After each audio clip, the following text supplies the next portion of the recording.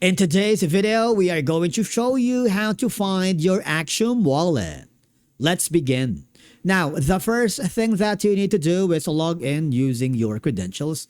Inside the dashboard, I want you to click the top right corner where you can see the gear icon, and I want you to click the account and security, and then scroll down until you find the wallets. If you do, click the manage wallets. What will happen is you'll be forwarded to a new page. Now, all I have to do is, if you haven't created your wallet yet, this is going to be the perfect opportunity. All I have to do now is click the create button, and then you can create your wallet for the first time here in Axiom if you haven't already. But if you have already created your wallet, this is going to be this section that you will find it.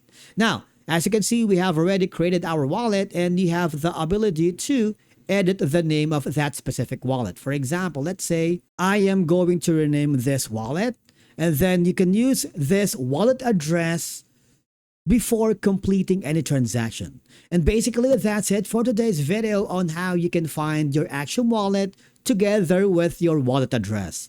Thank you so much for watching. We will see you in the next video.